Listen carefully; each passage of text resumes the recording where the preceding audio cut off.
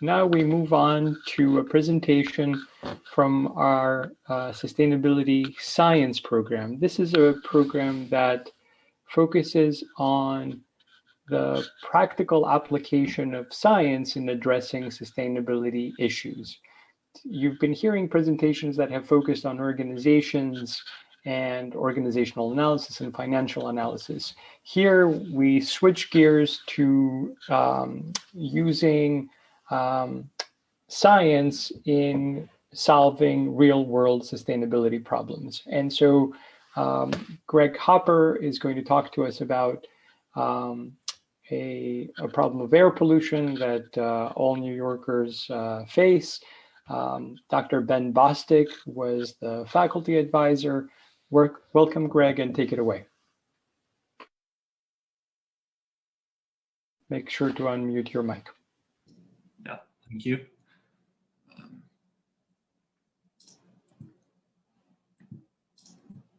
All right, good evening. And tonight I will be presenting our research on quantifying particulate matter in New York City's subway system. The New York City subway system is one of the largest in the world, and pre-COVID transported nearly 5.5 million riders per weekday. Transit systems like New York's have notably poor air quality, composed of chromium and iron from brake dust and friction on rails, and carbon from diesel exhaust, which pose serious health threats. And concerningly, there is no public monitoring or alert system for poor air quality. And relatively little research, particularly about particulate matter 2.5, has been conducted in the city system. A recent study of Eastern Seaboard subway systems found that some city stations had concentrations 77 times the EPA recommended limit. And so what is particulate matter, or PM? PM is solid particles and liquid droplets found in air, which can be seen, some can be seen with the naked eye, and some are so small you need an electron microscope. PM 2.5 are particles 2.5 microns, or up to 30 times smaller than a human hair. They're emitted from construction, vehicle emissions, and fires. And New York City, as one of the largest cities in the country, has one of the highest densities of particulate matter 2.5. And it has many associated health risks, including increasing risk of lower lung function and other respiratory ailments such as asthma. It's conducive to higher rates of morbidity and mortality, and even cardiovascular disease. It's so dangerous that the EPA average ambient air pollution limit is just 12 micrograms per meter cubed. So knowing this, we sought out to develop and test a low-cost method to monitor subway air quality, and use that method to understand potential exposure of students and others. So continuing a partnership from last semester with New York City's Outward Bound Schools and Department of Education, we selected 3 schools across Manhattan and Staten Island, identified by the orange hexagons on the map. Based on their proximity, we selected the 1 train and the Staten Island Railroad as our primary points of interest.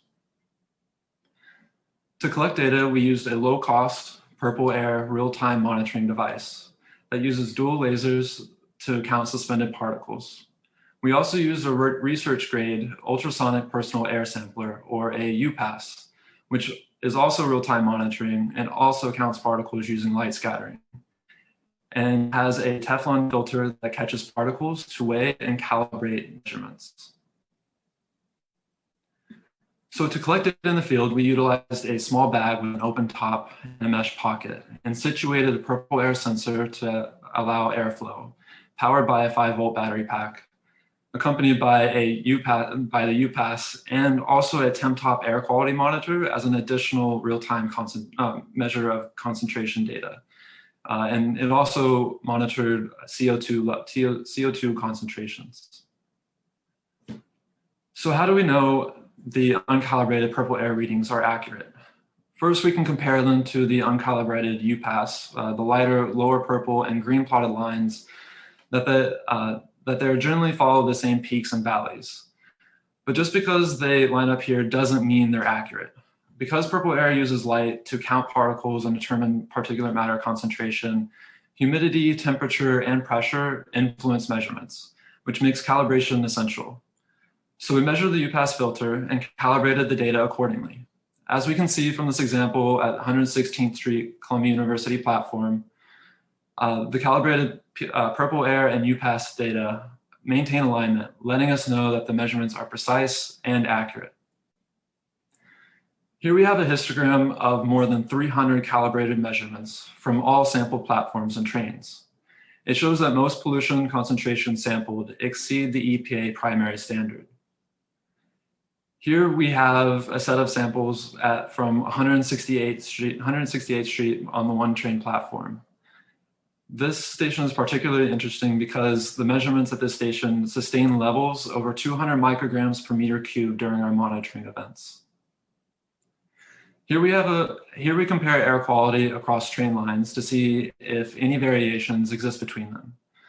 Though our samples are not exhaustive, we can see that all the train lines, which are displayed according to their MTA color designations, exceed the EPA standard, even the all above ground Staten Island Railroad. In Manhattan, we see that the one line exceeds the average concentration of all the sampled lines and platforms, which is indicated in black. So what is one's potential exposure? 6.5 micrograms per meter cubed is the baseline for New York City. So what that means is if you don't ride a train, the minimum exposure is likely to be 6.5 micrograms per meter cubed, which that can change if you get on a train. So if you ride the train for just an hour, your baseline increases by 45%. And the 2 hour is 104%. And the MTA worker, subway worker who may be in a tunnel for up to 8 hours increases by 600%. So factors that could affect underground concentrations include ground level ambient pollution, such as high personal vehicle and industrial traffic. Platforms or stations that service larger numbers of trains, whether they pass through the station or stop, may also have a greater influence on particulate matter concentrations. And in that same vein, the number of stops a train makes, whether it's a local or express, may influence the in-car concentrations. Why this is because local trains open their doors more often, exchanging air with platforms more often, making air filtration by the car's AC units more difficult. We also identified train lines near partner schools. We determined low-cost air quality monitoring. Our goal was to develop and test a low-cost method to monitor air quality and estimate potential exposure of students.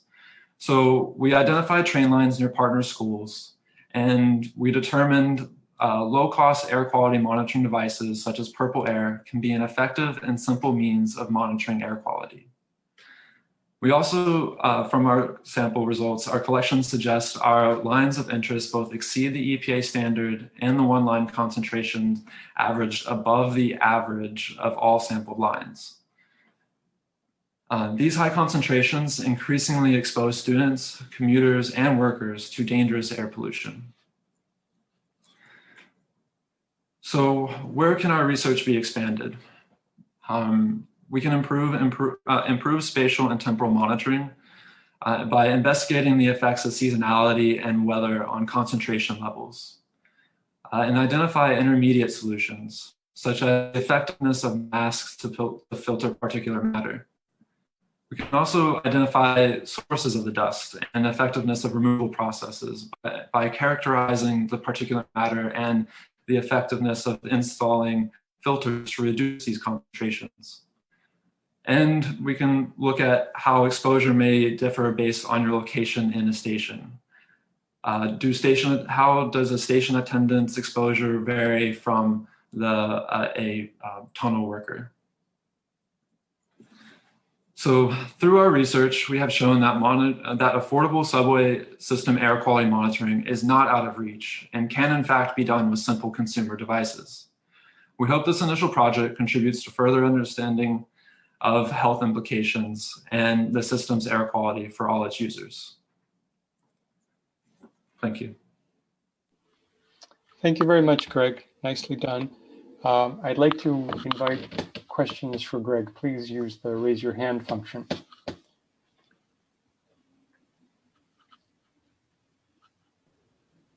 Okay, first question. We have a couple of questions already. First one is from Masa Yumura. Masa, go ahead.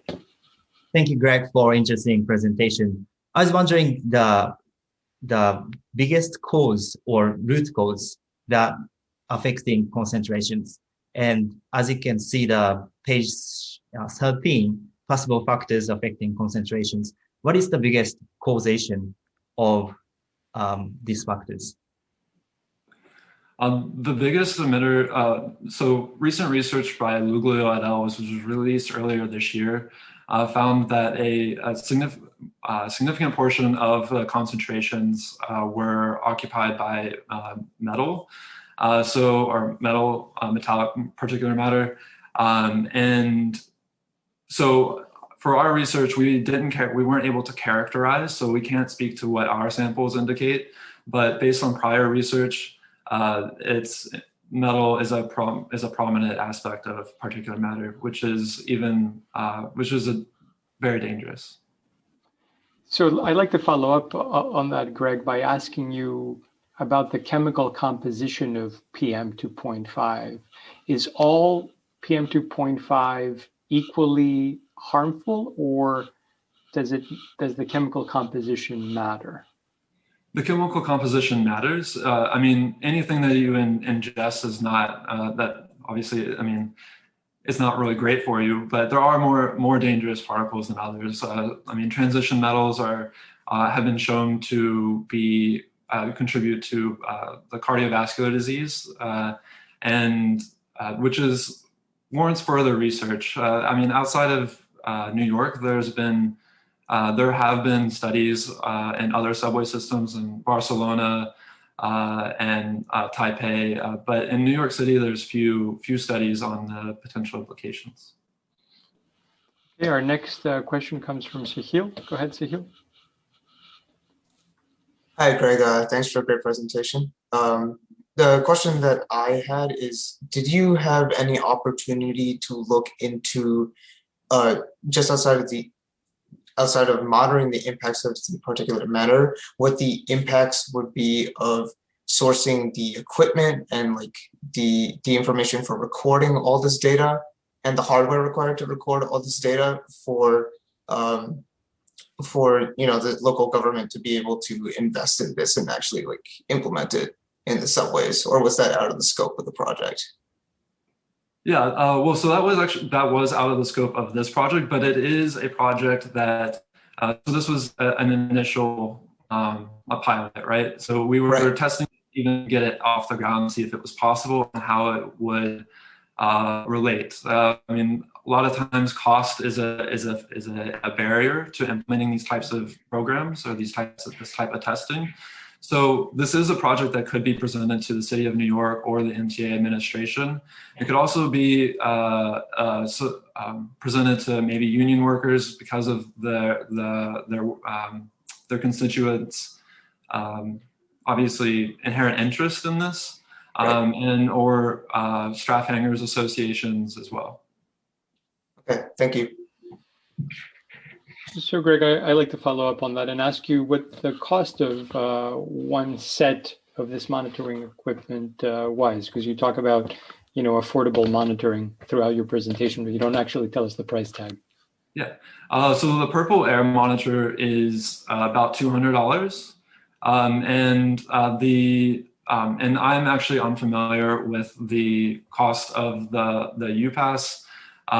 We had a pre-release version of it, and like units 4 and 6 of 8 devices, I think. So I am unfamiliar with the cost of that. I know it is a little more expensive, but it is still relatively affordable than some other alternatives. All right, thank you very much. Nicely done to you and your team. Sorry, it is, yeah. Steven said the UPass is $2,000. Yeah. Okay. Thank you very much. All right. So we come to the end of our program. I'd just like to say a few things before I let you all go. For most of these students, the Capstone Workshop comes at the very end of their program. So This is also something of a graduation party here for everyone who's gathered. Students have worked hard. They've applied and synthesized their knowledge to work on these projects, and they've come to the end of the program. So I'd like to congratulate all of them for a job really well done. These were exemplary presentations. Congratulations to you all. I would also like to recognize the faculty advisors who have worked hard to help these students succeed in serving their clients. They are, in no particular order, Eileen McGinnis, Dr. Bob Cook, Kizzy Charles Guzman, Thomas Abdallah, Suzanne DeRoche, and Dr. Ben Bostick in the Sustainability Science program. So thank you to all of you, and a virtual round of applause to you as well. All right, so I just want to say that, you know, you've made everyone who's involved with these programs proud with your presentations.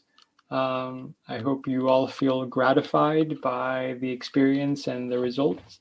I know that it's not ever easy. It takes a lot of hard work, but you've done a really good job, and you've, I think, all served your clients well. So congratulations, well done, and be well to all of you. Stay safe, and good night, everyone.